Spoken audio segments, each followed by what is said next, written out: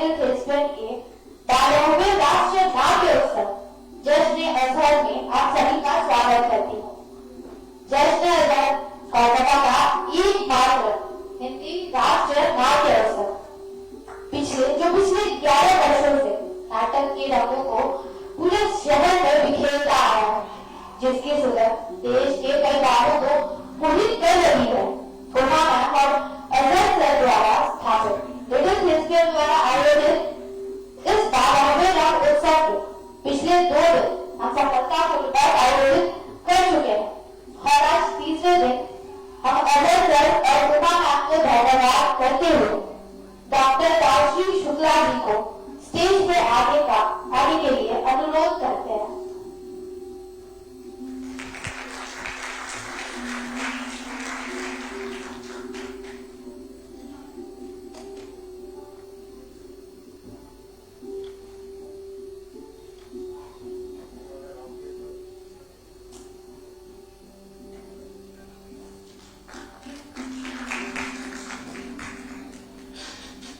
Doctor Gita Dubey ji को stage पर स्थान ग्रहण करने के लिए निमंत्रित करती हूँ।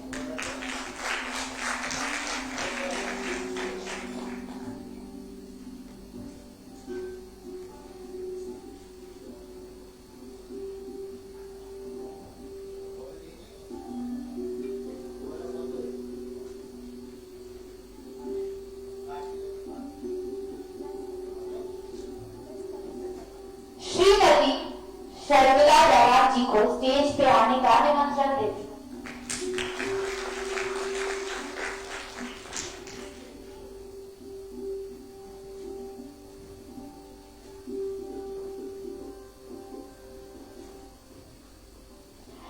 जनाब आयाज खान साहब को जहमत देती हूँ कि वो स्टेज पर तशरीफ लाए और स्टेज को जीनत बख्शे।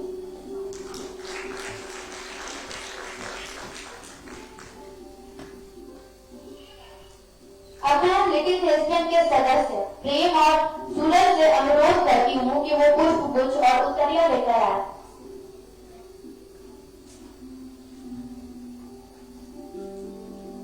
माफी चाहती हूँ शबरीन और आरिफ। अब मैं लिटिल थिएटर की सचिव गुंजन अजहर और सह सचिव आफ्ताब आलम से अनुरोध करती हूँ कि वो हमारे सभी मेहमानों का स्वागत करें।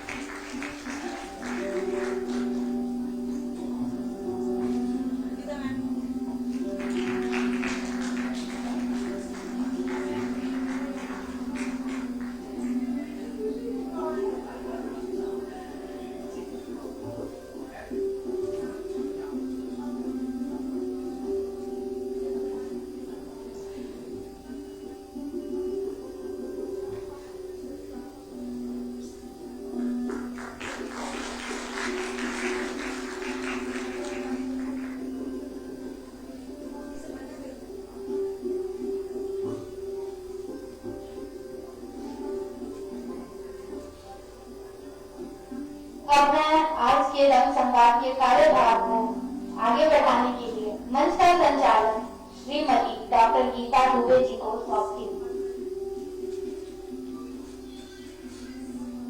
बहुत बहुत धन्यवाद। 12वें नाट्य उत्सव के जश्न रंग के जश्न अजहर के तीसरे दिन आप सभी का स्वागत है। मेरे साथ मेरे आसपास नगर के और नगर के बाहर के प्रबुद्ध वक्ता बैठे हुए हैं। सबसे पहले तो मैं आप सबका तहे दिल से स्वागत करती हूँ और सभागार में नाट्य समीक्षक, प्राध्यापक, विद्यार्थी, साहित्य रसिक एवं लिटिल थेस्पियन के अत्यंत समर्पित कार्यकर्ता समेत एक बड़ी उपस्थिति में देख पा रही हूँ। चूंकि यह कामकाजी दिन है, लोग थोड़े से कम हैं, लेकिन उम्मीद इस बात की है कि जैसे जैसे समय गुजरता जाएगा, परिचर्चा आगे बढ़ेगी, हमारा जो सभा कक्ष है वह भी बढ़ता जाएगा और इसी उम्मीद पर नाटक चलता है कि श्रोता कैसे आएंगे, कैसे जुड़ेंगे और थोड़े से श्रोताओं को, दर्शकों को लेकर के जो यात्रा शुरू होती है वो धीरे धीरे एक हुजूम में बदल जाती है। आज का हमारा विषय है नाट्य लेखन, स्त्री हस्तक्षेप। कोई भी विधा हो, कोई भी काम हो, जब हम उस पर बात करते हैं तो देखते हैं कि स्त्री की भूमिका जिस तरह से पारंपरिक रूप से व्याख्यायित की जाती है, सृजन के क्षेत्र में उसकी भूमिका थोड़ी देर से शुरू होती है। स्त्री बेटी बनेगी, स्त्री माँ बनेगी, बहन बनेगी और घर परिवार को संभालने की अपनी भूमिका को, समाज को दिशा देने की अपनी भूमिका को बहुत अच्छे से सलीके से निभाएगी। लेकिन वही स्त्री रचना करेगी। समाज में जो स्त्री के काम नहीं समझे जाते हैं, ऐसे कामों को अंजाम देगी। ये सोचना शुरुआती दौर में निश्चित रूप से हमारे लिए थोड़ा मुश्किल रहा, लेकिन धीरे धीरे स्त्री की उन्नति के, उसके विकास के नए आयाम खुलते गए और आज का जो समय है उस समय हम देखते हैं कि स्त्री सृजनात्मकता की उर्वर फसल हमारे चतुर्दिक लहरा रही है। लेकिन क्या उनकी यात्रा इतनी आसान रही? उर्दू के शायर ने लिखा, मजाज की इन पंक्तियों को हमेशा कोट करते हैं, तेरे माथे पर ये आंचल बहुत ही खूब है, लेकिन तो इस आंचल से एक परचम बना लेती तो अच्छा था। सुनने में बहुत अच्छा लगता है, लेकिन एक शायर के लिए ये लिखना जितना आसान था, दूसरी तरफ एक औरत के लिए उस आंचल को परचम तक बनाने का सफर मुश्किल था। तो नाट्य लेखन में स्त्री की इन्हीं मुश्किलों और उसके बाद उसकी उपलब्धियों के जिक्र के लिए हम आपके समक्ष एकत्रित हुए हैं। शुरुआती दौर में स्त्री नाटककारों को क्या चुनौतियां झेलनी पड़ी। कमलाबाई गोखले, विक्रम गोखले का नाम हम सभी जानते हैं, लेकिन उनकी दादी कमलाबाई गोखले ने किस तरह से मराठी थिएटर में अपनी जड़ें जमाई, शुरुआत की। उसके बाद उसमें कई नाम जुड़े, इरावती कर्वे, सई परांजपे। हिंदी में हम आते हैं तो वहाँ कई सारे नाम हैं जिन पर मैं ज्यादा नहीं बोलूंगी, क्योंकि हमारे समक्ष सुविज्ञ वक्ता मौजूद है। मैंने पहले ही कहा। पहले आइए मैं आपको थोड़ा सा इन वक्ताओं से परिचित करवा दूं, उसके बाद हम अपनी इस परिसंवाद पर आगे बढ़ेंगे। मेरे दाहिने ओर मौजूद हैं श्री अयाज खान साहब। अयाज खान साहब ने खुद लिखा कि उन्होंने अपने थिएटर की शुरुआत, उन्होंने अपना जो परिचय भेजा है उसमें जो मैं अपने सामने देख पा रही हूँ, उन्होंने लिखा है कि उन्होंने अपने थिएटर की शुरुआत ग्वालियर से की और उसके बाद हिमाचल सांस्कृतिक शोध संस्थान एवं नाट्य अकादमी, माननीय राष्ट्रीय नाट्य विद्यालय नई दिल्ली में उन्होंने 1 वर्ष का पूर्णकालिक नाट्य प्रशिक्षण लिया। उसके बाद प्रसिद्ध नाट्य निर्देशकों और गुरुजनों के निर्देशन में उन्होंने लगातार अपनी प्रतिभा का विकास किया। सृजन के नए आयाम तलाश किए और प्रशिक्षण के उपरांत वो साहित्य कला परिषद रंगमंडल नई दिल्ली में बतौर अभिनेता कार्य करने लगे। सन 2004 में दिल्ली छोड़कर वो ग्वालियर गए, क्योंकि इंसान अपनी जड़ों की ओर लौटता है और जहां से उसने अपनी यात्रा की शुरुआत की और शहर के लिए कुछ कर गुजरने का जज्बा जरूर उसके मन में होता है। और उन्होंने सबसे पहले बच्चों के लिए वर्कशॉप करना शुरू किया। उसके बाद धीरे धीरे 2007 में परिवर्तन समूह की स्थापना की और एक अभिनेता के तौर पर काम किया। 2013-14 में उन्होंने श्री राम सेंटर रंगमंडल तथा 2014-15 में राष्ट्रीय नाट्य विद्यालय रंगमंडल में अभिनेता के तौर पर काम किया। फिलहाल आप श्री राम सेंटर रंगमंडल में रंगमंडल प्रमुख के पद पर कार्यरत हैं और लगभग 50 नाटकों में बैठी हैं डॉक्टर राशि शुक्ला। वैसे तो किसी परिचय की जरूरत नहीं है, हम में से बहुत सारे लोग उन्हें जानते हैं। एक कुशल वक्ता, एक प्रबुद्ध प्राध्यापिका और एक जनप्रिय व्यक्तित्व के रूप में उनकी ख्याति है। लेकिन हमारे बीच कुछ बाहर से भी लोग आए हैं, तो उनके सामने मैं थोड़ा सा उनका परिचय दे दूं कि प्राध्यापिका होने के नाते विद्यार्थियों के समूह को प्रोत्साहित करना, लगातार पठन पाठन के लिए ही नहीं, विभिन्न सांस्कृतिक गतिविधियों में भाग लेने के लिए। इसके अतिरिक्त आप एक अनुवादिका, आप लेखिका भी हैं और इनकी कई पुस्तकें प्रकाशित हो चुकी हैं, जिनमें से कुछ के नाम मैं आपके सामने रखना चाहूंगी। शमशेर और शमशेर की बात, तुलनात्मक साहित्य, व्यवहारिक परिदृश्य, साहित्य चिंतन, विविध आयाम। और डॉक्टर शुक्ला को कई पुरस्कारों से नवाजा जा चुका है। कई गोष्ठियों में उन्होंने अपने शोध पत्र प्रस्तुत किए हैं। इनकी लघु कथाएं, कविताएं, कहानियां विविध पत्र पत्रिकाओं में प्रकाशित होती रही हैं। इन्हें मिले कुछ सम्मानों की बात करें तो स्नातकोत्तर योग्यता पुरस्कार, कलकत्ता विश्वविद्यालय द्वारा प्रदत्त स्वर्ण पदक, कलकत्ता विश्वविद्यालय सशक्त महिला सम्मान, पीएलएस समिति कोलकाता, महाश्वेता देवी पुरस्कार, देवी पुरस्कार, भवानी साहित्य सम्मान। कुछ के नाम मैं छोड़ रही हूँ क्योंकि सूची बहुत लंबी है और ऐसे व्यक्तित्व की धनी डॉक्टर राशि शुक्ला का एक मंच पर मैं पुनः स्वागत करती हूँ। इसके बाद में आज के इस परिचर्चा की जो वक्ता के तौर पर शामिल हैं, एकदम किनारे पर बैठी हैं शर्मिला बोहरा जालान। वह भी किसी परिचय की मोहताज तो बिल्कुल नहीं है, क्योंकि शहर ही नहीं देश भर में उनके लेखन की ख्याति है और उनके लेखन की शोहरत दूर दूर तक पहुंची है। उनकी कुछ कृतियों के नाम मैं आपके सामने रखना चाहती हूँ। 2001 में शादी से पेशतर नामक उनका उपन्यास प्रकाशित होता है और उससे उनकी लेखन यात्रा की शुरुआत होती है, जो निरंतर जारी है। और इस बीच में 19वीं बारिश नामक उनका कहानी संग्रह प्रकाशित होता है। बूढ़ा चांद, नहीं, 19वीं बारिश उपन्यास है। बूढ़ा चांद शीर्षक से कहानी संग्रह प्रकाशित हुआ, राग विराग तथा अन्य कहानियां। और हाल फिलहाल में उनका जो कहानी संग्रह आया, मां, मार्च और मृत्यु, इसे सेतु प्रकाशन से आया है और इसे काफी खाक लिया गया है, सराहा गया है। सबसे मुख्य जो बात है कि शर्मिला बोहरा जालान ने कलकत्ता विश्वविद्यालय से हिंदी में एमए करने के बाद अपने एमफिल के लिए जो विषय चुना वह है कृष्णा सोबती के उपन्यासों में परिवार और स्त्री। और हम सभी जानते हैं कि आज परिसंवाद के बाद जो नाटक खेला जाएगा वो कृष्णा सोबती की एक लघु उपन्यास, या आप चाहे तो उसे लंबी कहानी या आख्यायिका कह लें, ए लड़की पर आधारित है।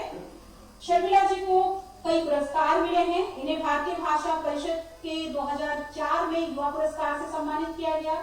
कन्हैयालाल सेठिया सारस्वत सम्मान मिला 2017 में और कृष्ण बलदेव वैद फेलोशिप से भी इन्हें नवाजा गया। और सबसे एक और उल्लेखनीय बात है कि उनकी कहानी बूढ़ा चांद के कई नाट्य मंचन हुए, उसका नाट्य रूपांतरण हुआ।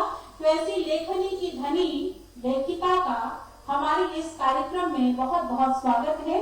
आप तालियों के साथ उनकी हौसला अफजाई कीजिए। अब हम अपने परिसंवाद की शुरुआत करें।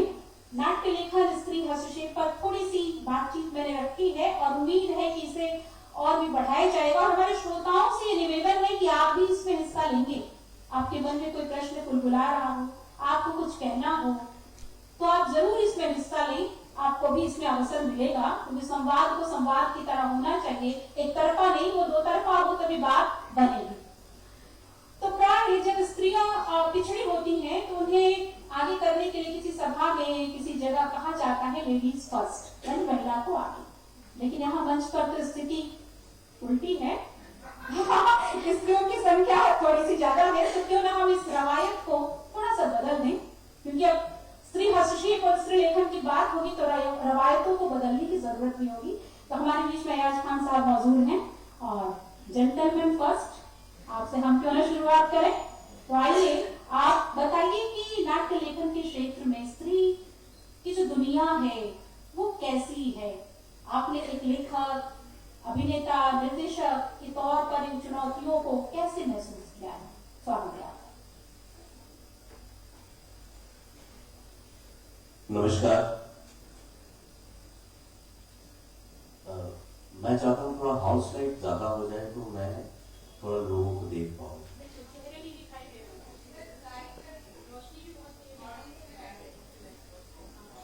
यस, अब मुझे लोग भी दिख रहे हैं।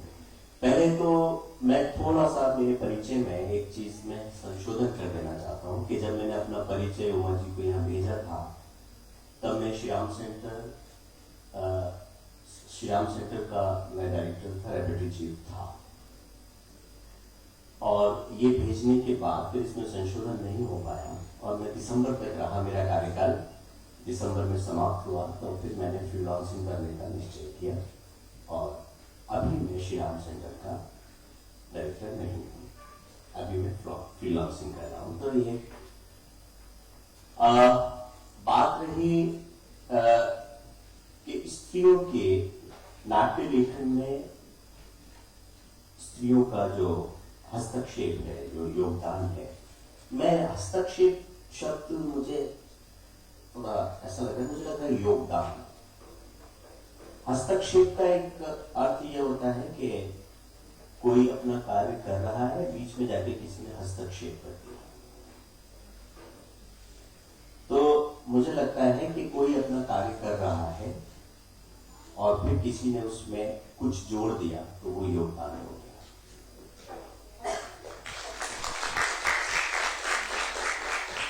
क्योंकि बगैर स्त्री के इस सृष्टि की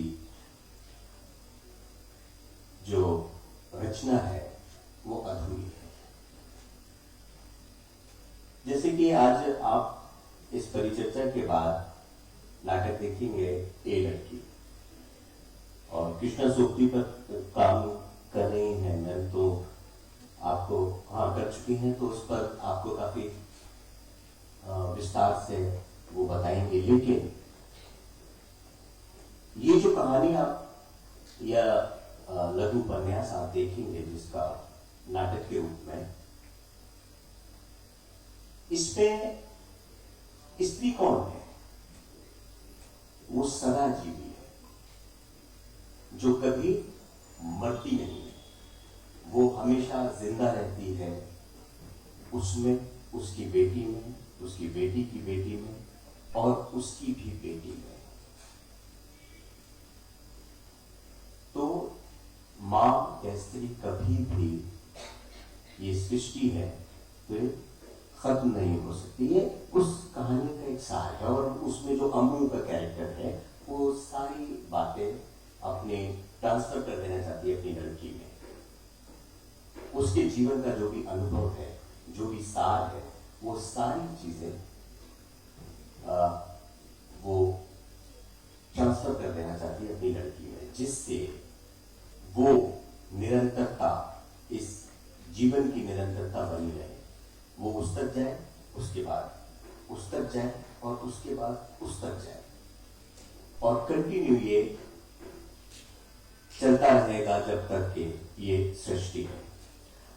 अब नाटक में हस्तक्षेप या योगदान की बात है। मैं समझता हूं कि सबसे पहले स्त्रियों के दो पक्षों को हमको समझना पड़ेगा। एक पक्ष तो वो, अगर हम नाटक की बात करें, कि एक वो जो नाटक में पात्र है,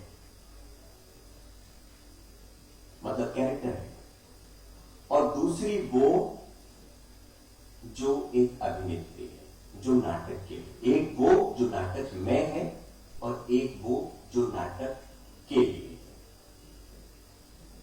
दोनों के संघर्ष हैं। क्या रंगमंच में लड़कियों का, स्त्रियों का पहुंच पाना क्या आसान बात थी? लड़कियों का, स्त्रियों का तो छोड़िए, एक जमाना ऐसा था कि जब पुरुषों का भी नाटक में काम करना बहुत मुश्किल था। उनको किन किन नामों से नहीं बुलाया जाता था। अगर नाटक में कोई काम कर रहा है तो उनके परिवार की, खानदान की प्रतिष्ठा और खानदान का नाम धूमिल हो जाता था। बात सिर्फ अब मैं आपको ये इसलिए बता रहा हूं कि जब पुरुषों की ये स्थिति थी नाटक को चुनने में, तो फिर स्त्रियों, तभी तो सारे पुरुष स्त्रियों का पात्र करते थे। आप पारसी थिएटर में देखेंगे। और इसीलिए धीरे धीरे रंगमंच जो है उस जमाने का पुरुष प्रधान रंगमंच होता चला गया। पुरुष प्रधान रंगमंच होता चला गया। आप पारसी थिएटर में आप देखेंगे तो आपको कई सारे राइटर मिलेंगे, आदर्श कश्मीरी मिलेंगे और मुंशी लखनवी मिलेंगे आपको, और भी बहुत सारे ऐसे मेल राइटर होंगे जिन्होंने शेक्सपियरियन स्टाइल, मतलब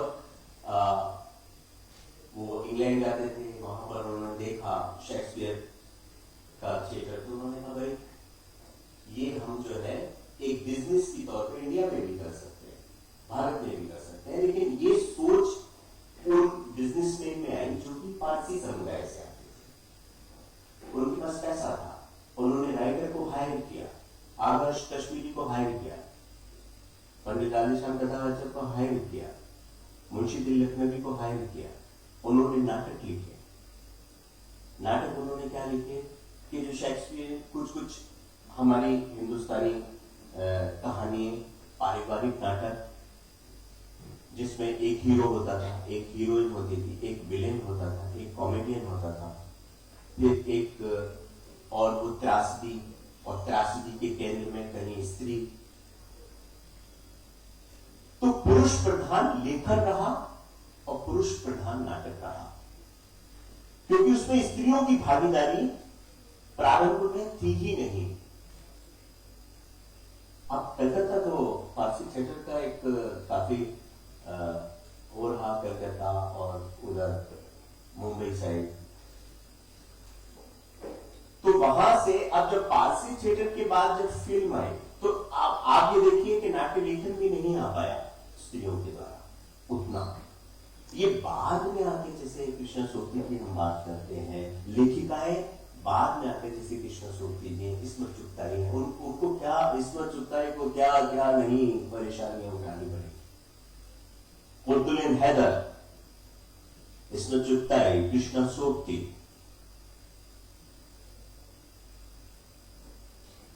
इन लोगों ने सिर्फ लिखा नहीं है, इन्होंने लड़ाई के बाद लिखा है।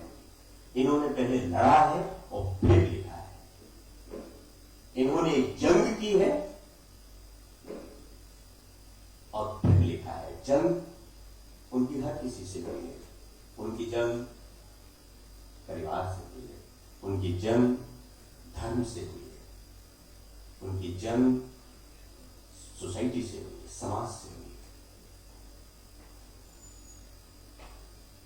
अरे फाहिशा किस्म, एक शब्द इस्तेमाल होता था, फाहिशा किस्म की औरतें, ये बोलने वाली औरतें, ये जवाब दे देने वाली औरतें।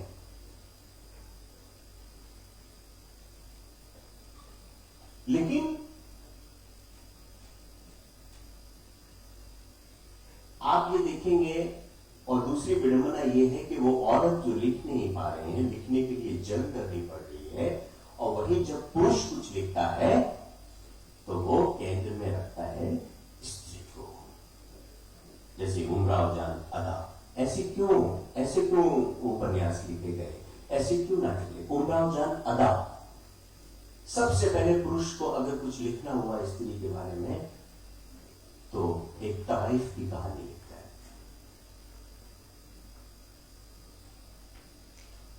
आप मेरी बात समझ रहे? वो बड़ा फेमस हो गया। किसी को फिल्म बनानी हुई तो मीना कुमारी की कौन सी फिल्म बनी? पाकिज़ा। वही ट्रेजेडी है। मतलब हमारी सोसाइटी के सामने स्त्री का कौन सी तस्वीर पेश की गई, कौन सी तस्वीर बराबर हमको दिखाई गई। अच्छा, आप उससे पहले चले जाइए, सत्यवान सावित्री, ऐसा भी लिखा गया, सत्यवान सावित्री।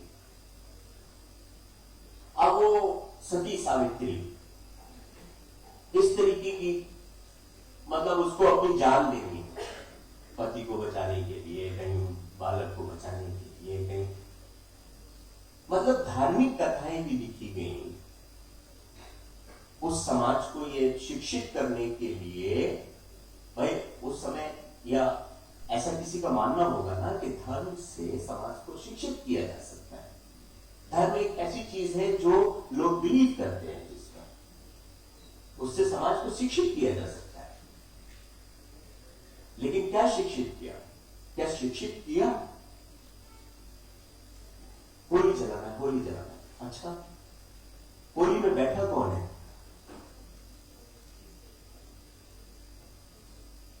किसको बचाने के लिए? कि मैं बैठ जाती हूं और मैं वो एक चुन्नी डालूंगी तो वो नहीं जलेगा, वो बच जाएगा। ये ट्रिक आजमा लेते हैं। पेपर कुछ गलत बोल रहा हूं? हाँ, नहीं, अभी प्रश्न कर सकते हैं। माइक है आप लोगों के पास?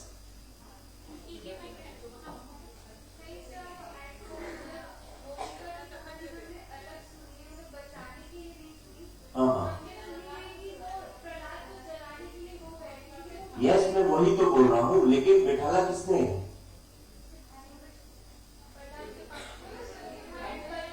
मैं बात में बोल रहा हूं, प्रहलाद को जलाने के लिए बैठाया किसने?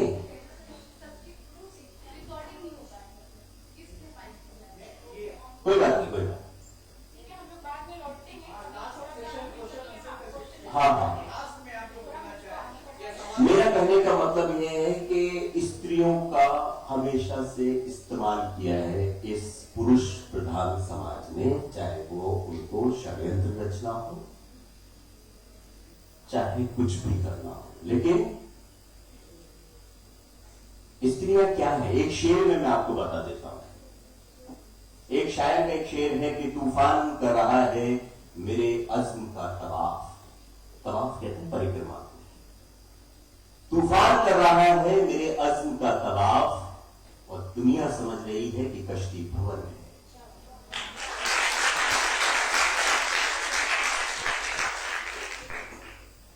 तो ऐसा नहीं है लड़कियों, ये पूरा सोसाइटी, ये समाज जो तूफान की तरह दिखाई देता है, ये आपकी परिक्रमा करता है, आप भंवर में नहीं है।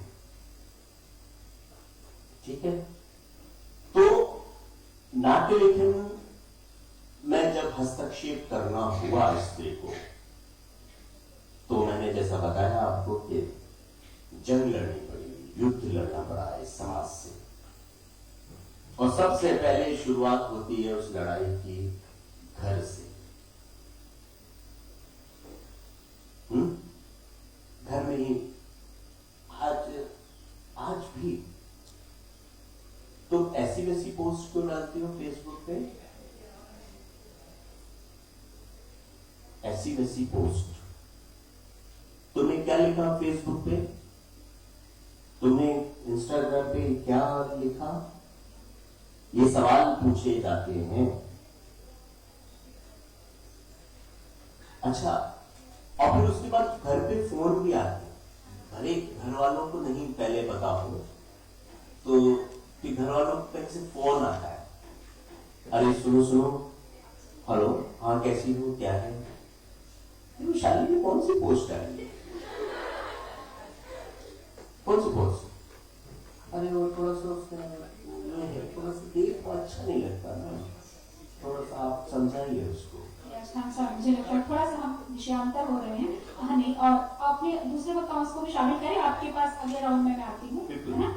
तो अब चूंकि हमारे पास चूंकि परिसंवाद है और इसमें बाकी लोगों की भी समान भागीदारी है, तो डॉक्टर राशि शुक्ला मैम हमारे सामने हैं और उनसे मेरा ये सवाल होगा, चूंकि आप एक प्राध्यापिका रही हैं, वर्षों से कक्षाओं में बच्चों को पढ़ा रही हैं और नाटक लेखन का इतिहास आपने पढ़ाया भी है और नाटकों को मंचित होते हुए देखा भी होगा। जहां तक हम कोलकाता की बात करें तो कोलकाता में मैं देख रही हूँ कि नाट्य लेखन में जैसे पहले तो स्त्री हस्तक्षेप को लेकर के थोड़ी सी बात कर रहे हैं, योगदान क्यों नहीं हम इसे कह रहे हैं, हस्तक्षेप इसलिए कह रहे हैं कि जहाँ लड़की का नाटक देखना जाना भी मना था। मुझे अपना बचपन याद है, हमारे गांव में नाटक की मंडलियां आती थी, बहुएं लड़कियां छिप छिपा के जाती थी, एक कोने में बैठती थी, तो भूमिकाएं निभाना तो दूर की बात है, लिखना या निर्देशन करना तो बहुत दूर की बात है। पहले नाटक हम देख तो लें, कविता कहानी उपन्यास पढ़ तो लें थोड़ा सा, जिसे पढ़ करके लड़कियां अक्सर बिगड़ जाती है, तो बात बहुत आगे तक बढ़ चुकी है। फिलहाल अभी हम जहाँ पर हैं, तो कलकत्ता की मैं बात करूं तो मैं देख रही हूँ कि हमारे पास प्रतिभा अग्रवाल है, उषा गांगुली है, उमा झुनझुनवाला है, यानी हमारा जो अतीत था वह भी बढ़िया है।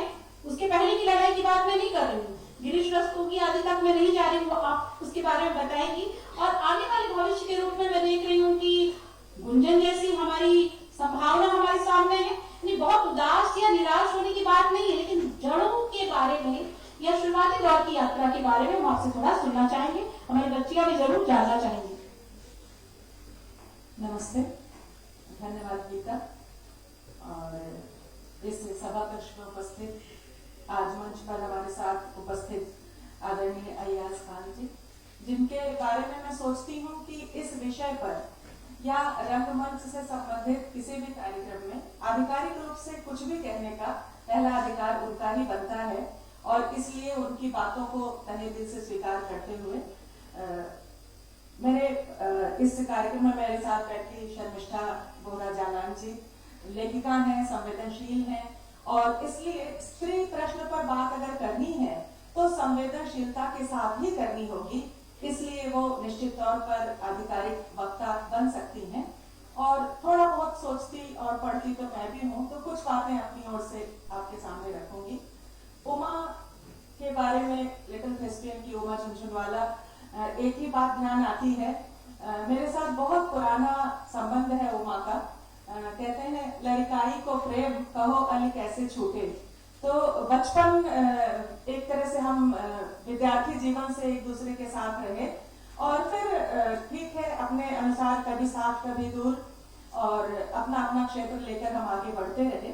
तो आप सबके प्रति सादर अभिवादन के साथ इस विषय पर, जैसा गीता ने मुझसे कहा, एक तो मुझे ऐसा लगता है कि हस्तक्षेप जब हम कहते हैं तो इसके पीछे एक कारण यह भी समझ में आता है, योगदान तो है, लेकिन योगदान तक बाद में पहुंचेंगे। जिस प्रकार की एक धारा बह रही है, वहां स्त्री का कुछ भी कहना, अपनी एक राय रखना भी हस्तक्षेप के रूप में ही देखा जाता रहा। अब हम इतनी दूर तक पहुंचे हैं कि इस सभा कक्ष में मैं अगर कहूं कि 50% से अधिक लड़कियां हैं, स्त्रियां हैं, तो अब हम कह सकते हैं कि अब जो कुछ आ रहा है उसे योगदान की दृष्टि से देखें, या पहले जो हुआ उसे आज योगदान कहें। लेकिन अगर वास्तविक अपने सामाजिक परिस्थितियों के अनुसार देखेंगे, क्योंकि ये तो बहुत सहज बात है ना, स्वाभाविक सी बात है कि रंग संवाद में जो लोग आए हैं, चाहे श्रोता चाहे वक्ता, उन्हें रंग से, रंगमंच से, अभिनय से, नाटक से लगाव है। तो ये वाला समुदाय जो है, ये तो वैसे ही रंगमंच से जुड़ा हुआ है, ये योगदान को समझेगा। लेकिन बाहर जो और बहुत बड़ा समुदाय छूट गया है, वो इसे योगदान से अधिक हस्तक्षेप के रूप में देखने का आदी हो गया है, अभ्यस्त हो गया है। तो हम ये कह सकते हैं हस्तक्षेप की यात्रा योगदान तक पहुंचने की यात्रा है, स्त्री लेखन की ये भी यात्रा है। और सिर्फ नाटक ही नहीं, सिर्फ रंगकर्म ही नहीं, बल्कि नाटक जैसी एक विधा जहां सामूहिकता से काम चलता है, और इसकी सामूहिकता और सामाजिकता, ये दोनों तत्व ही इसे जनतांत्रिक बनाते हैं। तो जब जीवन के अन्य सभी क्षेत्रों में भी। अभी अय्याज खान जी ने बहुत अच्छी बात कही, बहुत अच्छे तरीके से अपनी प्रस्तुति रखी। मुझे याद है अपने बचपन में जब हम गांव में रामलीलाएं देखते थे तो वहां सीता की भूमिका भी पुरुष पात्र किया करते थे और करते थे पुरुष पात्र। तो ये जो सुनना पड़ता है ना कटाक्ष, वो पुरुष पात्रों को भी सुनना होता था जो स्त्री भूमिकाएं करते थे। हमारे यहाँ उत्तर प्रदेश में उन्हें मेहनरा कहते थे, थोड़ा स्त्रियों जैसी चाल भंगिमा चलन के तरीके वाले। तो वो नाटक के लिए उन्होंने भी बहुत कुछ सहा और सुना। आज हमारा विषय है स्त्री हस्तक्षेप, स्त्री योगदान, तो हम उसकी चर्चा करें, लेकिन इसको सुनते हुए कहीं ये भ्रम नहीं होना चाहिए कि ये एक दूसरे के साथ विरोध की बात है। और एक बातें मैंने अपने लिए नोट की, तो मुझे ऐसा लगता है बात को शुरू करूं कि अब जिस जगह हम खड़े होकर आज ये बातें कर रहे हैं, इस समय तक नाटक में अभिनेता में तो स्त्रियां काफी बड़ी संख्या में आ ही गई हैं, पर्याप्त संख्या में, आवश्यकता अनुसार स्त्रियां रहती हैं। लेकिन स्त्री लेखन के दृष्टिकोण से अगर हम देखें तो आज हिंदी नाटकों में अच्छी बड़ी संख्या में स्त्री नाटक लेखिकाएं हो गई हैं। और एक बात, चूंकि युवा बहुत बड़ी संख्या में है, तो एक चीज की ओर आपका ध्यान आकृष्ट करना चाहती हूँ जरूर, कि जब पुरुष लेखक, क्योंकि जैसा यासी ने कहा हमारे पहले वक्ता ने, कि पुरुष जब एक स्त्री को केंद्रीय पात्र बनाता है, क्योंकि नाटककारों ने बनाए लगातार महिलाओं को केंद्रित करके भूमिकाएं लिखी गई, ध्रुव स्वामिनी हो, प्रसाद के स्त्री पात्र हो, या उनसे आगे बढ़ते हुए लगातार प्रभाकर श्रोत्री जी ने इला नाटक की रचना की, अनेक नाटककार हुए।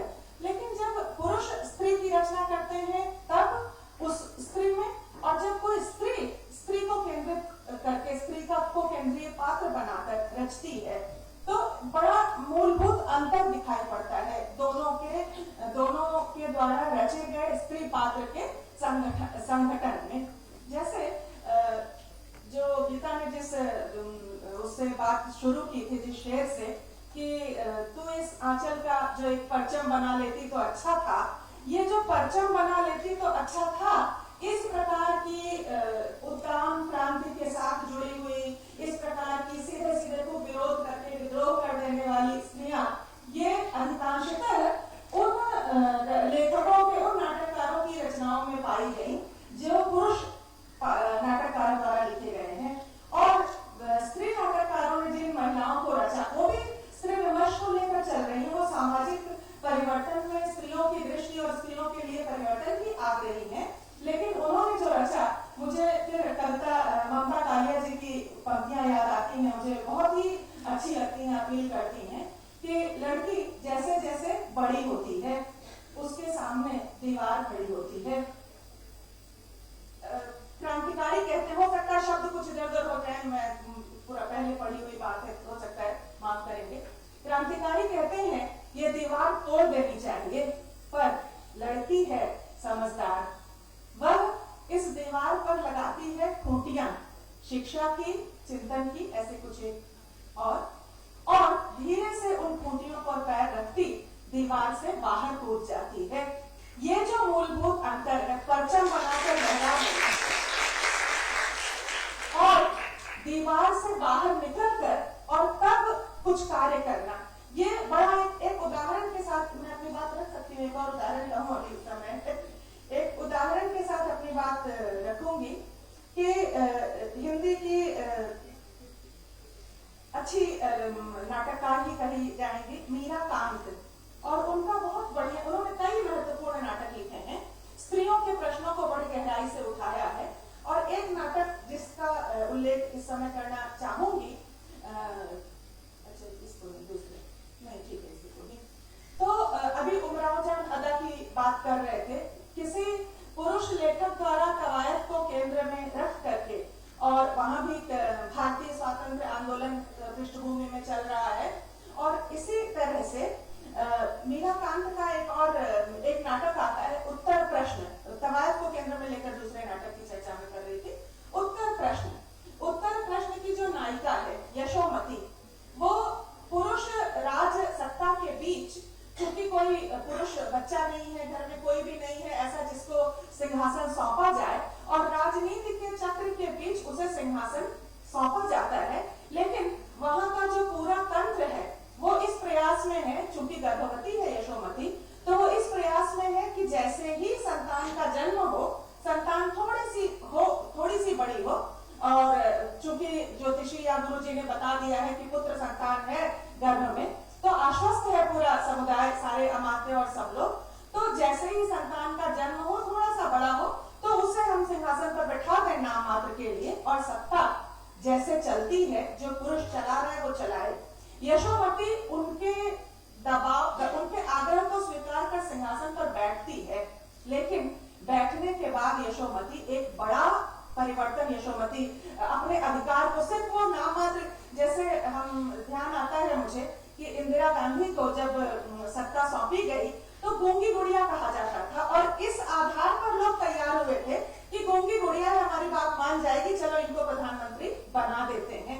लेकिन गूंगी गुड़िया का ऐसा नहीं है कि वह अवसर की तलाश में छुप रहने वाली स्त्री है, वो अवसर देख रही है कि जहां, क्योंकि अपने स्वर को, अपने प्रतिरोध को, अपने विद्रोह को उन जगहों पर व्यर्थ करने की अपेक्षा, जहां प्रतिदान में कुछ बहुत सकारात्मक परिणाम न मिल रहे हो, उन जगहों पर व्यर्थ करने की अपेक्षा अपनी शक्ति को संचित करके समयानुकूल सही समय पर व्यक्त करना एक प्रकार की ऐसी नीति है जिस नीति के लिए लड़कियों को बचपन से तैयार किया जाता है। धैर्य, संयम, सहनशीलता, क्या कहते हैं, समायोजन इत्यादि इत्यादि।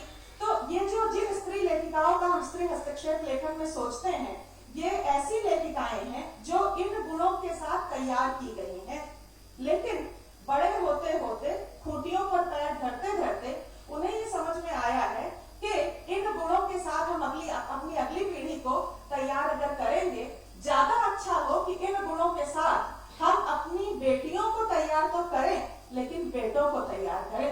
यशोमती जो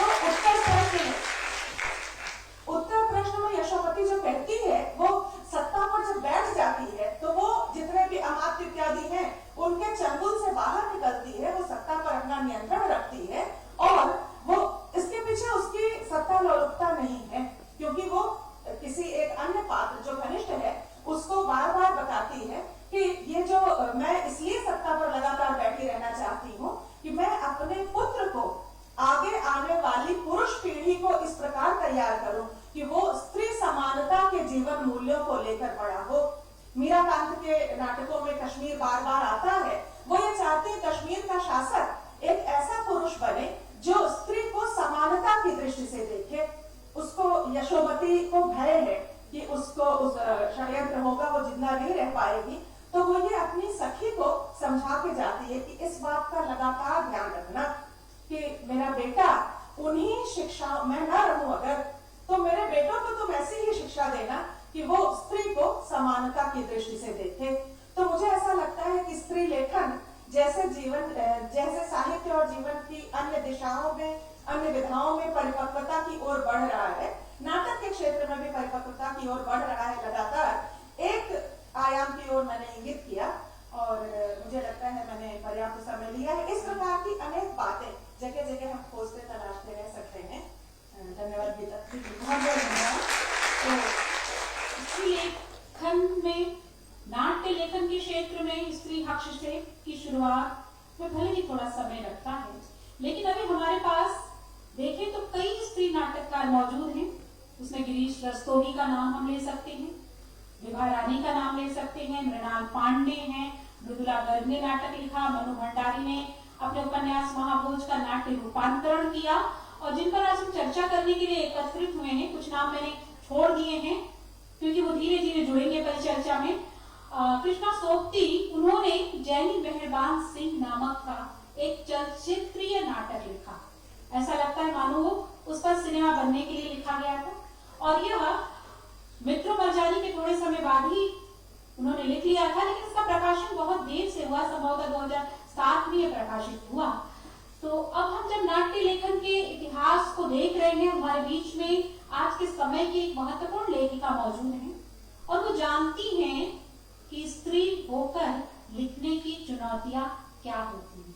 मैंने मजाक के शेर से अपनी बात शुरू की थी और मैं फिलहाल एक स्त्री लेखन और पुरुष लेखन में क्या कोई फर्क होता है या नहीं होता है। बड़ी स्त्री लेखिकाएं जब बहुत बड़ी हो जाती हैं, क्षमा चाहती हूँ, तब कई बार वो कहती हैं, शर्मिला शायद इस बात को मुखातिब करेंगी कि स्त्री लेखन क्या होता है। लेखन सिर्फ लेखन होता है, लेकिन शुरुआती दौर की जद्दोजहद तो होती है। तो मैं अना गहलवी की 2 पंक्तियां यहाँ कोट करूंगी, जिसे में आप इस फर्क को महसूस कर सकते हैं। फूलों को कांटों पे चलना पड़ता है, इश्क में जीना इश्क में मरना पड़ता है, औरत होकर जीना कोई खेल नहीं, सूरज बनकर रोज निकलना पड़ता है। आपने कृष्णा सोक्ति पर काम भी किया है, तो आप इस परिसंवाद को अपने तरीके से आगे बढ़ाएं। शर्मिला जी। सबसे पहले तो मैं लिटिल थेस्पियन का धन्यवाद देना चाहूंगी। उमा जी का विशेष धन्यवाद, आभारी हूँ उनकी कि उन्होंने इस परिचर्चा में मुझे भी शामिल किया। मंच पर बैठे जो वक्ता हैं उनकी बातों से मैं पूरी तरह से सहमत हूँ और उसमें आगे मैं क्या जोड़ पाऊंगी मुझे पता नहीं, लेकिन जैसे यह जो विषय था इसको जो मैंने समझा उस पर मैं थोड़ी सी बात करूंगी कि नाटक का रंगमंच क्या होता है। स्त्री विषय पर बातें राजश्री शुक्ला जी ने की और सर ने भी काफी बातें की। तो कहानी का जो रंगमंच है वह क्या होता है और कृष्णा जी की कहानियों पर यदि मंचन होता है तो उसकी संभावित चुनौतियां क्या हो सकती हैं, उस पर मैं कुछ दिनों से सोच रही थी जब मेरे पास विषय आया।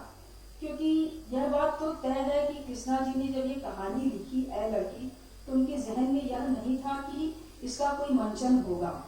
यदि कोई शिक्षा के क्षेत्र में हम लोग आज देख रहे हैं इंटरडिसिप्लिनरी विधा बहुत चल रही है, यानी साहित्य में इतिहास, इतिहास में सोशियोलॉजी, तो शिक्षा के क्षेत्र में ये जिस तरह से बहुत चल रहा है उस तरह साहित्य के क्षेत्र में भी नाटककार विभिन्न विधाओं से रचनाओं को, कविता, कहानी, उपन्यास को लेकर उसमें क्या संभावनाएं हैं नाटक के लिए, उसको वो खोजते हैं, देखते हैं।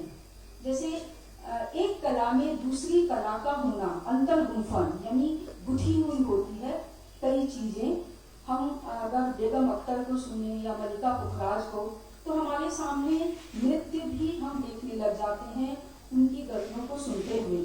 हमारे सामने चित्र भी आने लग जाते हैं और हम जानते हैं कि कई बड़े कवि हुए हैं जिन्होंने संगीतकारों को सुनते हुए उन पर कविताएं लिखी और चित्र भी कई लोगों ने बनाए। तो ये जो अंतर्गुंफन है यह विधाओं का भी अंतर्गुंफन है। कहानी का रंगमंच जो है, देवेंद्र राज अंकुर जो है, उन्होंने इस पर काफी काम किया है। वो बहुत विस्तार से इन सब चीजों पर बताते भी रहते हैं। तो ऐसा है कि लोगों का जो नाटककार है उनका ये कहना है कि नाटक कम है जिस पर नाटक किया जा सके, तो वे अन्य विधाओं की तरफ जाते हैं जिसमें उन्होंने 100 हजारों कहानियां पढ़ी। और इसकी 3 प्रविधि जो मैंने कुछ दिनों से जो मैं पढ़ रही हूँ मुझे निकल कर मेरे सामने आई कि एक होता है कहानी का नाट्य रूपांतरण। वो नाट्य रूपांतरण कर दिया जाता है उसका और फिर उसको प्रस्तुत किया जाता है। नाट्य रूपांतरण में जो चीज होती है वो यह कि जब कोई लेखक कहानी लिखता है तब उसमें ब्रैकेट नहीं होते। निर्देशक के लिए या अभिनेता के लिए कोई इस तरह की निर्देशन का कोई माध्यम वहां पर नहीं होता है। तो जब वो नाट्य रूपांतरण करते हैं तो वो ब्रैकेट का प्रयोग करते हैं और जो विवरण है, वर्णन है, जो सारी चीजें विस्तार से आई हैं वो सारी चीजें वहां पर वो रखते हैं। तो यह हुआ एक तरह का नाटक कहानियों का मंचन करने की एक प्रविधि। दूसरी प्रविधि ये है कि जैसे मंटो की एक कहानी है खोल दो, तो उस पर एक निर्देशिका है, वो सिर्फ नृत्य के माध्यम से, बॉडी लैंग्वेज से और अपने हाव भाव से वो ये बता देती हैं कि ये मंटो की कहानी खोल दो है। यह भी पूरा एक माध्यम होता है। सर इस पे सहमत होंगे।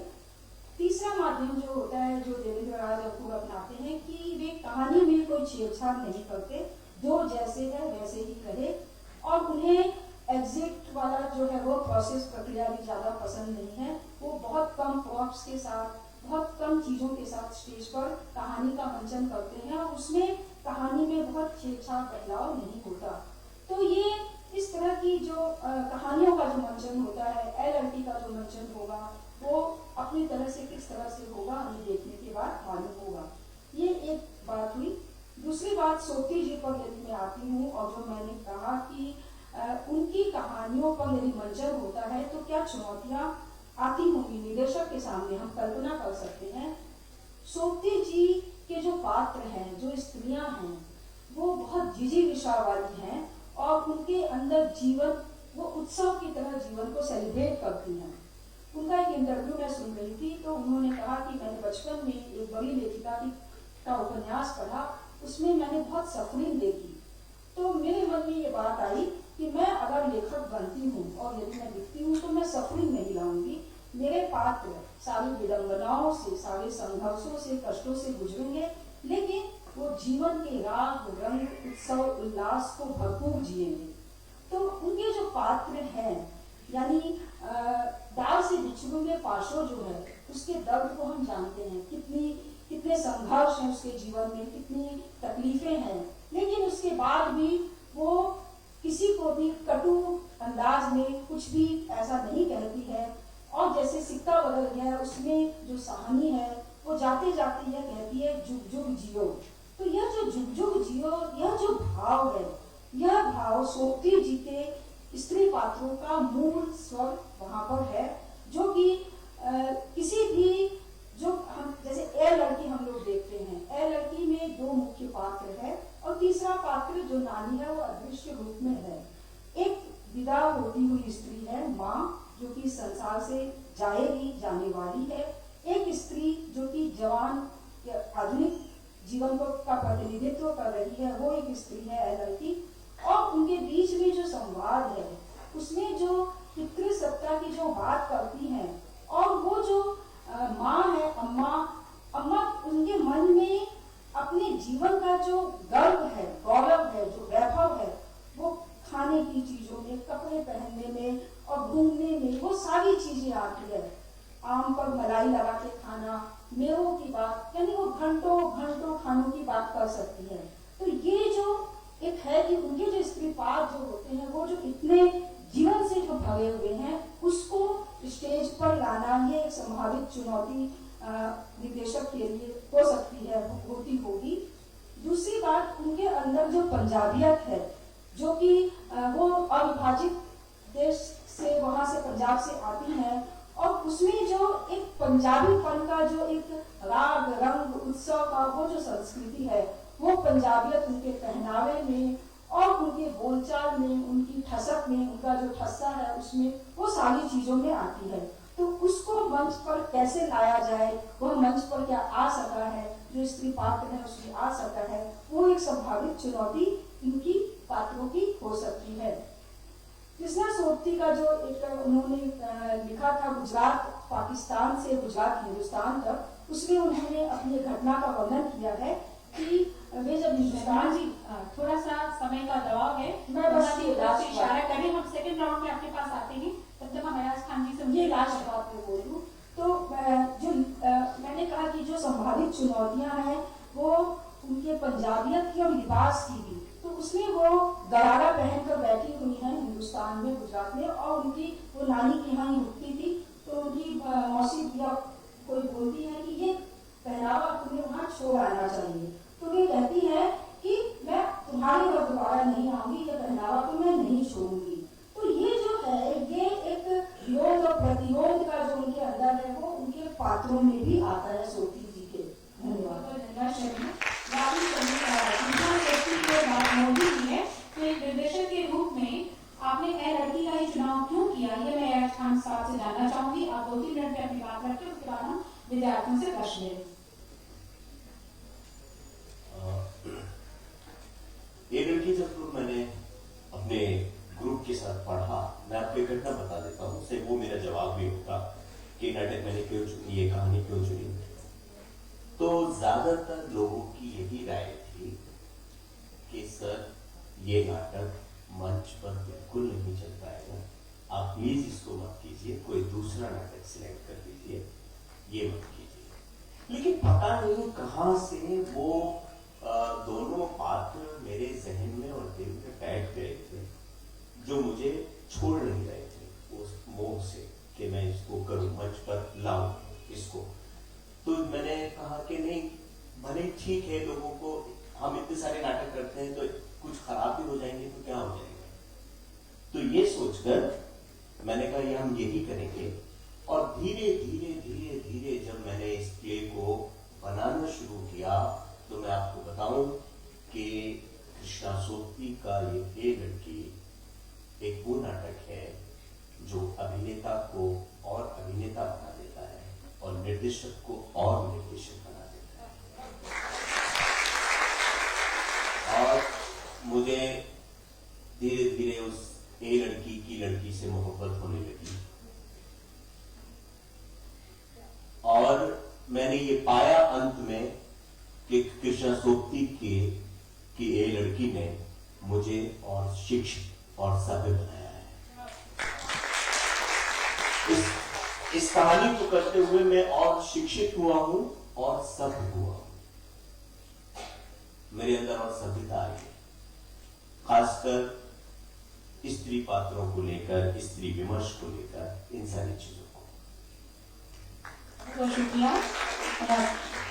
एक चीज मैं कहना चाहता हूं कि मेरी जितने भी लोग हैं यहाँ शाम को और नाटक देखने लोग आएंगे, बस मैं एक बात कहना चाहता हूं इस नाटक में, क्योंकि इस पूरे नाटक में संवेदनाओं का आदान प्रदान है।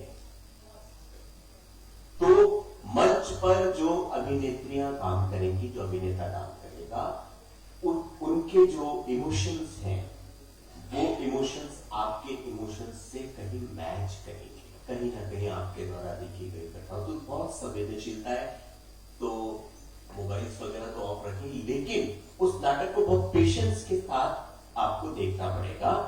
और क्योंकि इसमें जो है पेशेंस के साथ देखना पड़ेगा इस नाटक को, बिल्कुल शांत मन से, क्योंकि ये बात जितनी स्पीड से कही जानी चाहिए, यानी कि जो बात जितनी स्लो है उतनी स्लो कही जाएगी। थोड़ा सा पेस इस नाटक का स्लो है, ठीक है ना। आजकल बहुत मनोरंजन की और जल्दी जल्दी कुछ वो ताक पड़ा की ऐसी एक देखने के हमारी आंखें और हमारे कान सुनने के आदी हो गए हैं। तो लेकिन आप इस नाटक को धैर्य से देखिए। मैं आपको यकीन दिलाती हूँ कि हमारे बच्चे जो हैं, युवा पीढ़ी जो है इस नाटक को देखेगी। और मैं राशि शुक्ला जी से एक टिप्पणी ले लूं कि कृष्णा सोबती को जिस तरह से कई लोगों ने यौन कुंठाओं की लेखिका भी कहा है कि वो अकेली अपना जीवन जीती हुई अपनी यौन कुंठाओं को अपने उपन्यासों कहानियों में उतारती हैं, और मित्रों मरजानी के सिर्फ एक एकांकी चरित्र को लेकर के कुछ हिस्सों को लेकर बात की जाती है, उसके अंत को हम नजरअंदाज करते हैं, अंत तक हमारी दृष्टि नहीं पहुंचती, हम उसी को लेकर के उड़ जाते हैं, हमारी उड़ने की आदत है। तो आप छोटी सी टिप्पणी कीजिए और बताइए कि हमारे विद्यार्थियों को नाटक क्यों देखने चाहिए। छोटी सी ही टिप्पणी करूंगी। मित्रों मरजानी के अंत तक जाने की बात छोड़ भी दूं, मुझे ऐसा लगता है कि कृष्णा सोबती का ही परवर्ती लेखन अगर देख लें तो ये जो शुरुआत में उनके ऊपर जो ये दाग नहीं कहूंगी, उन पर जो ये टिप्पणियां की गई वो अपने आप ही खारिज हो जाती हैं। ए लड़की आज आप देखेंगे, उसको पढ़ भी लीजिए अपने अपने स्तर पर, और तब आप अच्छी तरह से समझ जाएंगे कि ये टिप्पणियां बहुत कम समझ के साथ शुरुआती दौर की गई टिप्पणियां हैं, ऐसा बिल्कुल भी नहीं है। और एक और बात मैं जरूर ये कहना चाहूंगी कि ए लड़की देखते हुए, पढ़ते हुए, अभी तो देखा नहीं है, देखूंगी मैं भी जरूर, पढ़ते हुए ये बात समझ में आती है कि माँ अपने समय के दबावों के बीच कैसे माँ है, और व्यक्तिगत रूप से, जैसा शर्मिला जी ने कहा कि व्यक्तिगत रूप से वो अपनी पंजाबियत, अपना व्यक्तित्व लिए हुए माँ है, उससे भिन्न लेकिन अपनी माँ जैसी ही, माँ की ही एक अगली कड़ी उसकी बेटी कैसे है, इन दोनों का जो रूप है उसको अगर देखते हैं तो यौन कुंठाओं वाली कृष्णा सोबती बहुत कहीं पीछे छूट गई लगती है। उनका चिंतन सामाजिक परिपक्व चिंतन के रूप में दिखाई पड़ता है इस नाटक में। बहुत बहुत शुक्रिया। बिमला, चूंकि आपकी एक कहानी का मंचन भी हो चुका है, तो एक लेखिका के तौर पर क्या आप उस मंचन से संतुष्ट हैं? बूढ़ा चांद तक के कई मंचन हुए हैं। अभी मैंने कहा कि कहानी के रंगमंच की 3 प्रविधि है, तो किसी एक प्रविधि में आती है। जब मैंने पहली बार देखा तो मुझे लगा कि अभी मैंने यह नहीं लिखा था, लेकिन बाद में मैं कन्विंस हो गई कि नहीं, ये जो है निर्देशक की प्रस्तुति है और निर्देशक ने वह मूल स्वर को निभाया है। बहुत सुंदर, क्योंकि कहानियों का रूपांतरण सच में मुश्किल होता है। और हम अपने युवा साथियों से, विद्यार्थियों से उनकी टिप्पणियों और प्रश्नों के लिए तैयार हैं। आप में से जो भी कुछ कहना चाहे, स्वागत है आपका। बेझिझक अपनी बात रखिए, इतना कुछ सुनने के बाद कुछ कहना तो बनता है। क्या बात है, किसी को कुछ नहीं कहना? पहले तो इस सभागार में जितने भी गुरुजन बैठे हैं सभी को मेरा प्रणाम। मेरा नाम प्रियंका सिंह। मेरा प्रश्न आया सर आपसे है कि एक कहावत है कि जाके पैर न फटे दिवाई, सो का नगे तीर बनाई। तो स्त्री संघर्ष को आप नाट्य मंच पे जब लाते हैं तो किन किन चीजों से आपका एक सामना होता है? जी जी, मेरा प्रश्न यही था। जब स्त्री की बात मैं मंच पर नाटक में करता हूं तो सबसे पहले मैं एक स्त्री की नजर से स्त्री को देखता हूं मंच पर, और उसके बाद उस स्त्री से पुरुष को दिखवाता हूं पुरुष की नजर से। जो बात होती है, असल में क्या हो गया, स्त्री विमर्श का आजकल एक पैटर्न चल पड़ा है कि स्त्री विमर्श या नारी सशक्तिकरण की बात करनी है तो पुरुष के विरोध की बात करनी है, जबकि ये पुराना मुहावरा है, ये नारी सशक्तिकरण नहीं है। मतलब दोनों ही एक गाड़ी के 2 पहिए जिनको साथ साथ चलना है, और साथ साथ चलने के लिए दोनों का सामंजस्य बहुत जरूरी है। और नाटक में जो भी चरित्र होते हैं, चाहे वो स्त्री चरित्र हो चाहे पुरुष चरित्र हो, उन दोनों का सामंजस्य और बुनावट करनी बहुत जरूरी है कि आप चरित्रों की बुनावट कितने महीन तरीके से करते हैं, उनके सेंसेस और इमोशन के लिए भी, टेक्निक के लिए। संवाद यही समाप्त होता है और उमा की बोली, उसके पहले मैं अपनी बात खत्म। हाँ, किसी और को बोलना है?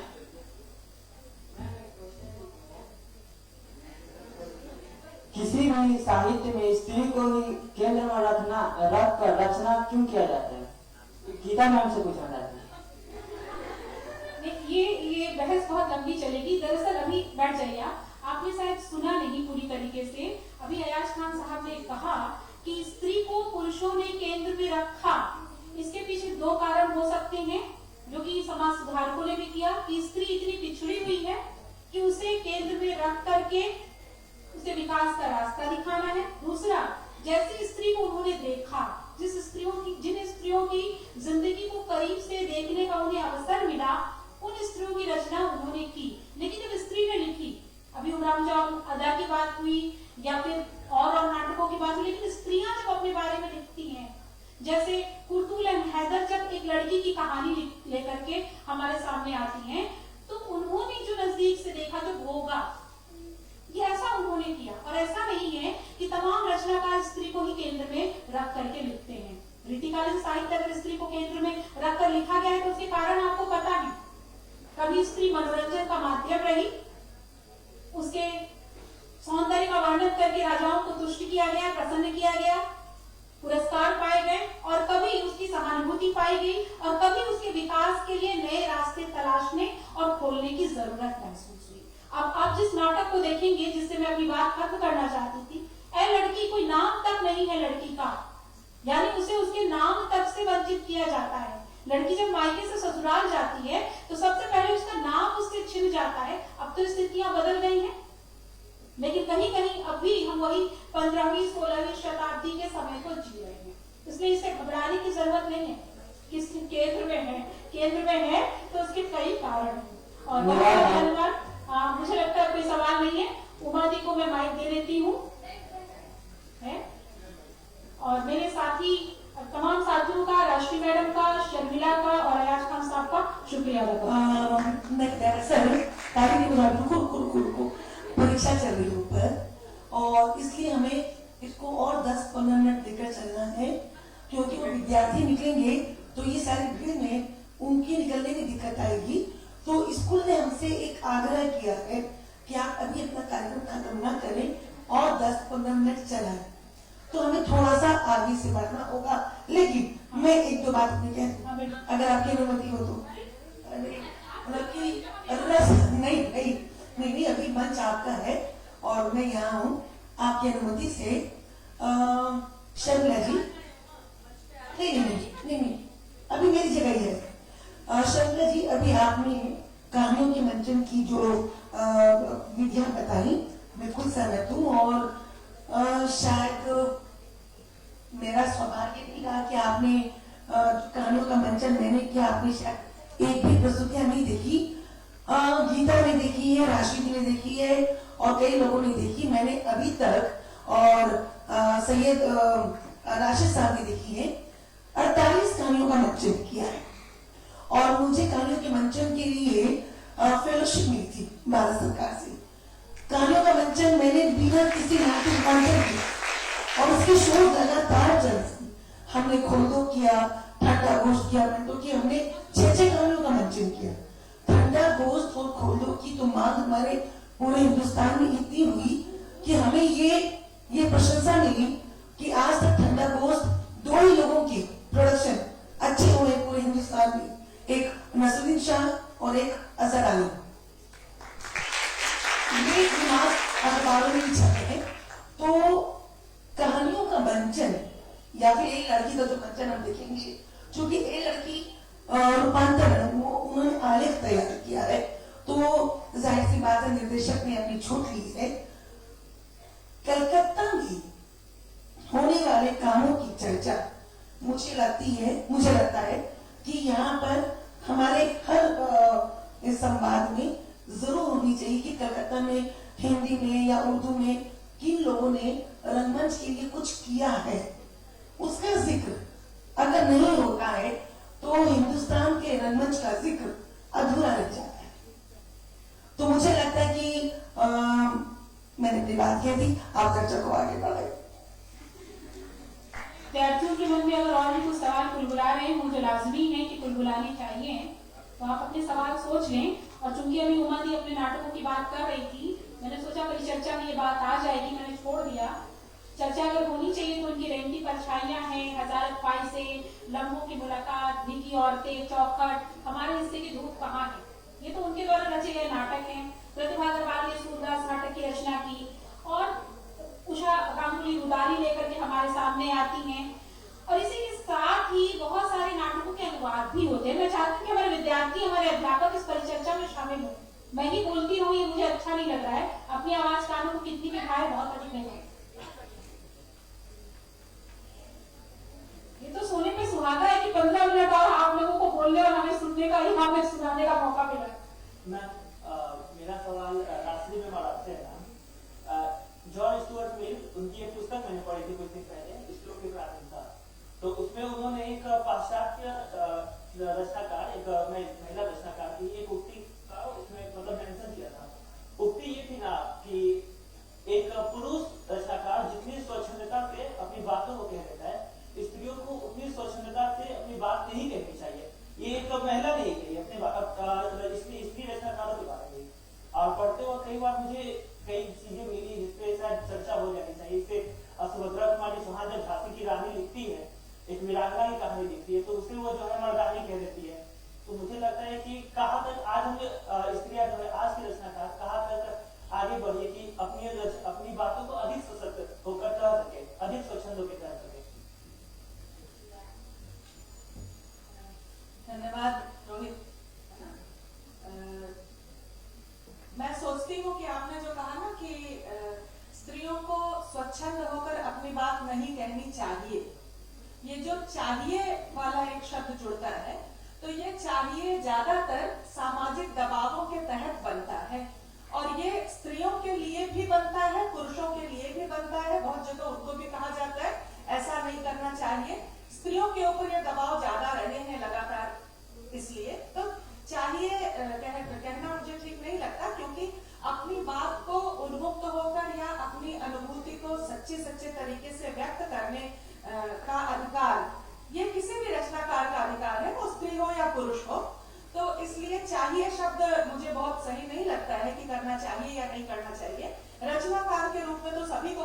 चाहिए। लेकिन जब एक स्त्री रचनाकार कुछ लिखने चलती है या कुछ अभिनय करते हुए किसी नाटक के पूरे निर्माण को मान लीजिए, निर्देशन से लेकर के सब कुछ करने, स्त्री पर दायित्व तो थोड़ा ज्यादा आता है, क्योंकि जो कोई थोड़ा पिछड़े हुए समुदाय को का प्रतिनिधित्व कर रहा है उस पर दायित्व थोड़ा अधिक बढ़ जाता है, क्योंकि वो उस समुदाय की बात कर रहा है जो समुदाय अपनी बातें खुद ज्यादा नहीं कह रहा है पढ़ करके।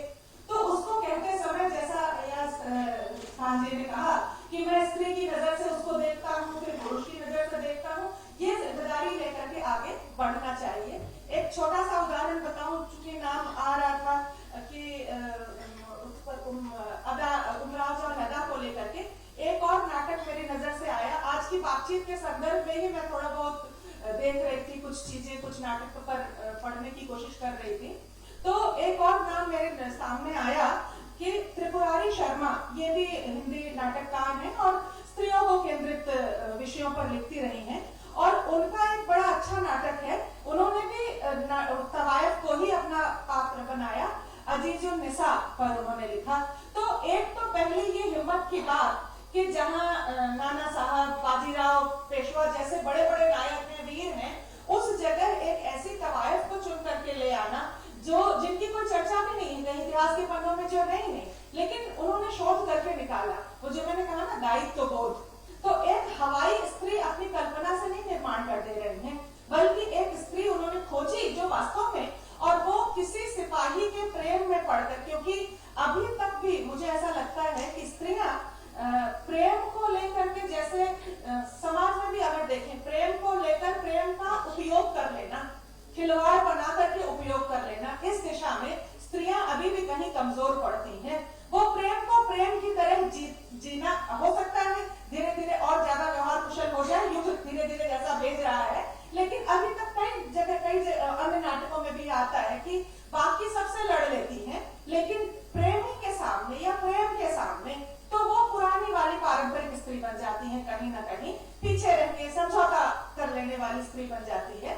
तो ये जो अजीजुन निसा का चरित्र वो बनाती है, वो अजीजुन निसा के चरित्र की एक बड़ी अजीब सी आपने कहा ना, खूब लड़ी मर्दानी, तो अजीजुन निसा एक सिपाही के प्रेम में पड़ती है, और उसके प्रेम में पढ़कर वो समझती है कि तवायफ होके सिर्फ कमा खा के जी लेना जीवन नहीं है, वो सिपाही बनती है और सिपाही का वेश बदल करके लड़ती है। लेकिन जब पकड़ी जाती है और पकड़ी जाने पर बाकी सिपाही मार डाले जाते हैं, उसे छोड़ दिया जाता है, स्त्री हो जाने दो। ये जो स्त्री हो जाने दो, ये जीवन मिल गया, इस बात की खुशी नहीं है, इस बात की बहुत तड़प है कि स्त्री होने के कारण हमें कमतर आंका गया। आज के दिन में ये समस्या तो जैसी की तैसी खड़ी है ना, कॉम्बैट फोर्सेस में औरतें आएंगी कि नहीं आएंगी उसको लेकर के बहस होगी। शहादत का अधिकार भी तो एक अधिकार है, हर कोई चाहे ना चाहे, लेकिन व्यक्ति के रूप में, चाहे स्त्री का हो चाहे पुरुष का हो, वो अधिकार तो रहता है। तो वो जो अजीजुन निसा की तकलीफ इस बात पे खत्म होती है नाटक में कि पूरा सिपाही बनने के लिए क्या पुरुष होना पड़ता है, स्त्री होकर के सिपाही क्यों नहीं? तो खूब लड़ी मर्दानी। अच्छा, दूसरी एक बात ये, चाहे सुभद्रा कुमारी चौहान कहें या कोई भी पुराने विचारक, मैं सोचती हूँ हर व्यक्ति अपने समय की परिस्थितियों, चिंतन धाराओं, उनकी सीमाओं में बंदी होता है। आज के 25 साल बाद हमारा विमर्श, हमारा चिंतन कहाँ पहुंचेगा, वो शायद आज हम ना भी समझ सके। अपने समय के अनुसार हम आधुनिक होने की कोशिश कर सकते हैं। तो सुभद्रा कुमारी चौहान के समय में इस शब्द पर ध्यान देने लायक स्थिति ही नहीं थी, क्या था, इसलिए। लेकिन ये प्रश्न अभी भी है कि मर्दानी, फिर मैं इस बात के लिए भी आश्वस्त करना चाहती हूँ, चिंतन, विमर्श और लेखन तीनों के क्षेत्र में मर्दानी का प्रयोग कम हो गया। अब शौर्यवती स्त्री है, वीर स्त्री है, क्षत्राणी है, वगैरह सब है, वो ऐसे ही जैसे भाईचारा शब्द का प्रयोग बहुत प्रचलित है, लेकिन बहनापा का प्रयोग भी तो ऐसे ही होना चाहिए ना, क्यों ना हो। धन्यवाद। मुझे लगता है उत्तर से संतुष्ट आप रहे होंगे। और बदलती है चीजें। सुभद्रा कुमारी चौहान ने, अब एक सवाल ये भी आता है ना कि झांसी की रानी कविता सुभद्रा कुमारी चौहान की क्यों लिख रही है? हल्दी घाटी लिख रहे हैं श्याम नारायण पांडे, लेकिन झांसी की रानी कविता लिख रहे हैं सुभद्रा कुमारी चौहान। तो कहीं न कहीं अपनी सीमाओं का अतिक्रमण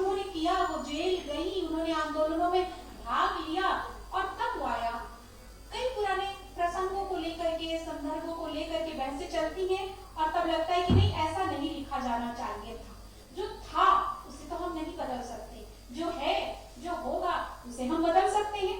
तो भावी जो इतिहास है वो तो आपके हाथों में है। गढ़िए आप नया शब्द, लिखिए नया कुछ। और शौर्यवती जो शब्द दिया, अभी जिस शब्द की बात की राशि दी ने, आप उस तरह से नए शब्द गढ़िए, स्त्रियां गढ़िए। शब्द गढ़ने की तो कोई बना ही नहीं है।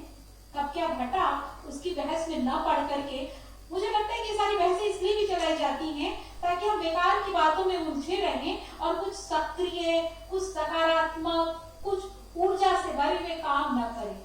बहसों से निकल करके ही हम सक्रिय हो सकते हैं। आप में से और कोई कुछ टिप्पणी करना चाहता है? क्योंकि बहस ये चल रही है, परिचर्चा चल रही है और हमें इसे चलाए रखना है। तो आप बोलना चाहें, स्वागत है आपका।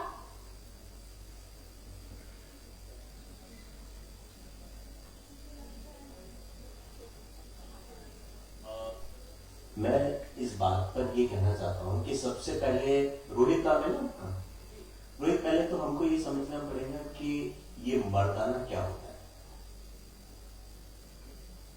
आप इसको आपने समझा है या सिर्फ उस कविता में आया है खूब लड़ी मर्दानी वो तो झांसी वाली गाने। हम किसी भी शब्द को अगर मटेरियलिस्टिक समझने लगेंगे, कभी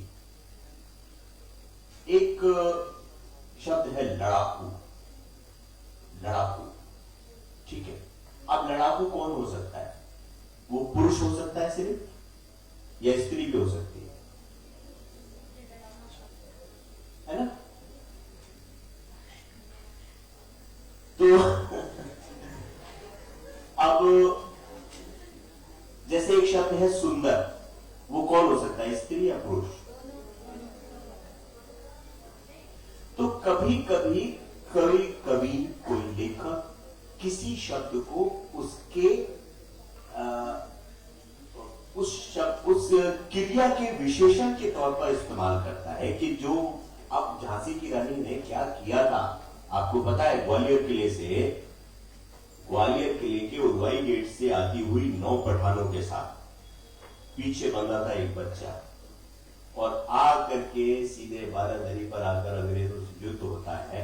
और वहीं उसी, आप ग्वालियर आइए मेरे शहर में, ग्वालियर शहर का हूं, ग्वालियर आइए मैं आप, तो उस समय उस जो सिचुएशन थी, उस सिचुएशन की कल्पना करके सुभद्रा कुमारी चौहान ने लिखा था कि वो जो कि इतने सारे अंग्रेजों से अकेले लड़ गई, तो वो जो भाव था ना, वो भाव था मर्दाना, ठीक है ना। तो कभी कभी किसी शब्द को केवल हम इसलिए नहीं रहे कि वो मर्दाना और वो भाव था, उस भाव को भी कभी समझना चाहिए, ठीक।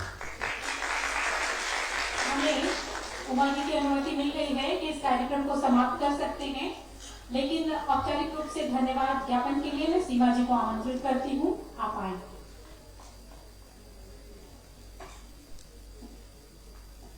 धन्यवाद गीता मैम।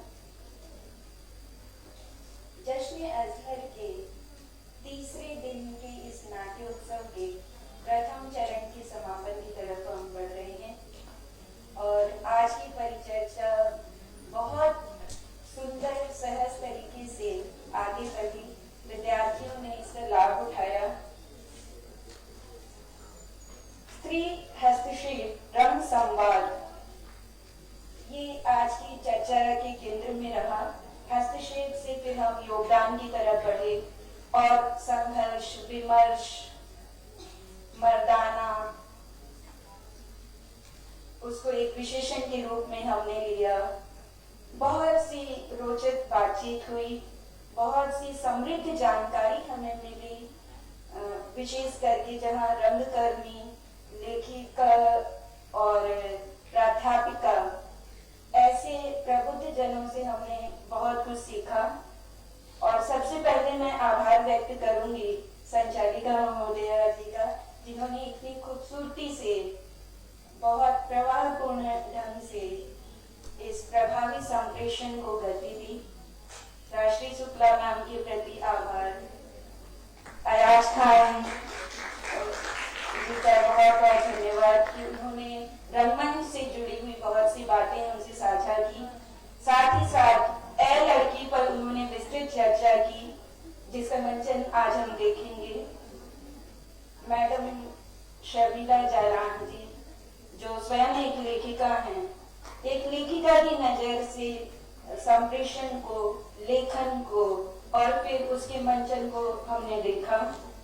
तो इन सबके प्रति लिटिल थिस्पियन की तरफ से मैं आभार व्यक्त करती हूँ। आप सब विशेष रूप से धन्यवाद के पात्र हैं। 3 सम्मानित संस्थाओं का उल्लेख विशेष रूप से जरूरी है। NCZCC, north central zone cultural central, वर्तमान पत्रिका, जिन्होंने इस कार्यक्रम को गति देने में लिटिल थिस्पियन का विशेष सहयोग किया और वे प्रेरणा स्रोत हैं। साथ ही साथ उनकी सुर्खियां हर हाथ में मौजूद है। एक्सिस बैंक के हम विशेष आभारी हैं। इन संस्थानों ने लिटिल थिस्पियन को विस्तार देने का कार्य किया है, नए पंख दिए हैं। रचनात्मक गतिविधियों का विस्तार वस्तुतः देश के सृजनात्मक कलेवर का नूतन संस्कार है। हम उमा दीदी के नेतृत्व में सक्रिय लिटिल थिस्पियन के हर सदस्य को धन्यवाद देते हैं, जो 3 दिनों से कार्यक्रम की सफलता के लिए अथक परिश्रम कर रहे हैं। हर एक सदस्य दिवंगत अजहर आलम भाईजान के सुझाए मार्ग पर पूरी निष्ठा के साथ लगा हुआ है। भोजन के उपरांत आज 2 बजे से कृष्णा सोपती जी के उपन्यास ए लड़की का मंचन होने वाला है, जिसकी जानकारी आपको मिल चुकी है। नाटक को सफल बनाने के लिए आप सभी की उपस्थिति विशेष रूप से वांछित है। आप सभी से विशेष निवेदन है कि शीघ्र से शीघ्र सभागार में उपस्थित होकर अपनी चुनिंदा कुर्सी आरक्षित कर लें और नाटक को देखें। विद्यार्थियों के लिए उनका जो फूड पैकेट है वो तैयार है। विशिष्ट अतिथियों से भी हमारा अनुरोध है, कृपया भोजन ग्रहण करें और नाटक में फिर से अपनी भागीदारी का धन्यवाद।